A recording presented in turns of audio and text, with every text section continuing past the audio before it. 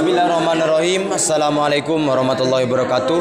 Bersama dengan saya Imron Hadi, dan di sini kami dari kelompok 1, yaitu nama kelompok adalah Tan Malaka. Nah, di sini kami akan mengulas kembali tentang materi Pancasila dan sistem ketatanegaraan Indonesia, di mana narasumber yang pertama itu adalah sahabat Moh Faiz, dan yang kedua, pemantik yang kedua yaitu sahabat Ali Fikri. Mungkin untuk mempersingkat waktu, kami pasrahkan terhadap pemateri pertama.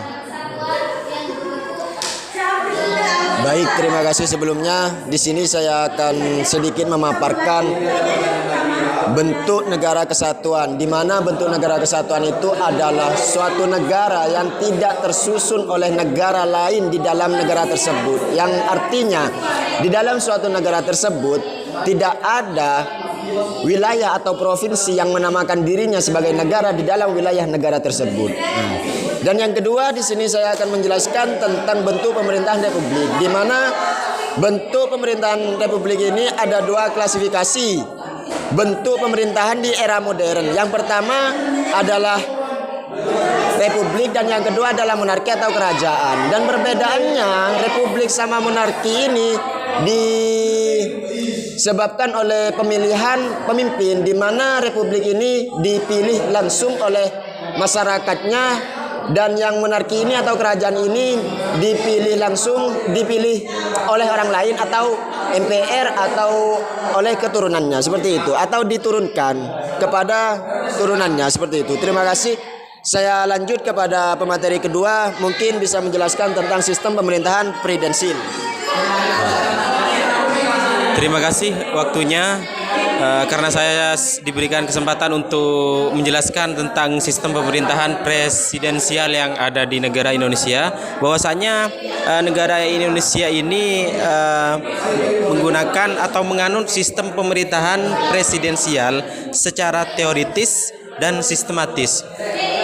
Pemerintahan yang ada di negara Indonesia itu dibagi menjadi dua klasifikasi besar, atau secara pemerintahan itu ada tiga sebenarnya, yaitu legislatif, edukatif, eksekutif, dan yudikatif.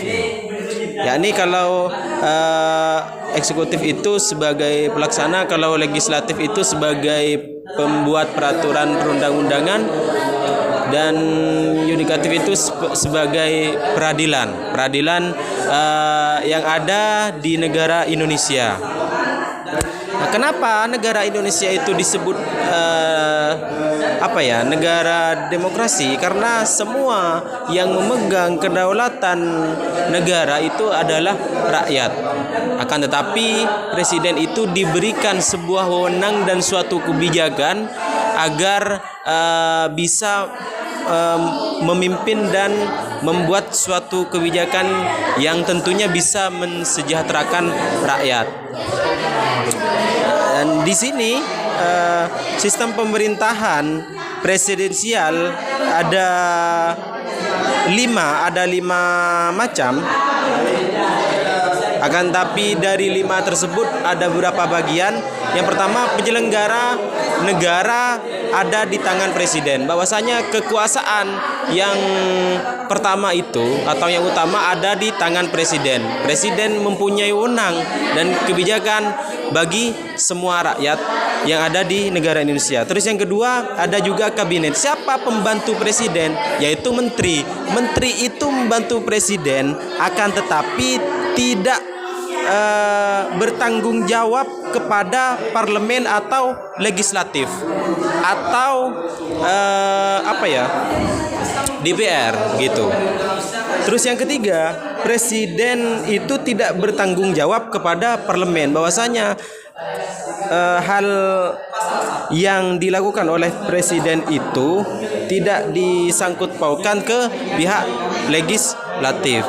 Terus selanjutnya, yang keempat, presiden itu tidak dapat membubarkan parlemen yang ada dalam negara seperti MPR atau DPR, dan yang kelima presiden itu tidak berada di bawah pengawasan langsung parlemen. Artinya ketika presiden itu memberikan suatu kebijakan, maka pihak parlemen itu tidak mempunyai hak untuk melarang gitu.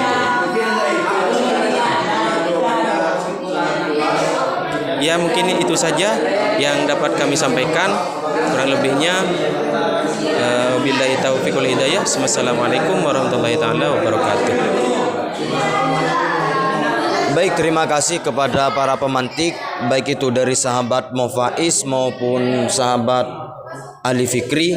Dan di sini saya sedikit ingin menyimpulkan tentang yang sudah dipaparkan oleh sahabat-sahabat, bahwasannya sistem pemerintahan Indonesia ini memiliki 3 lembaga, yaitu yang pertama eksekutif, legislatif, dan yudikatif.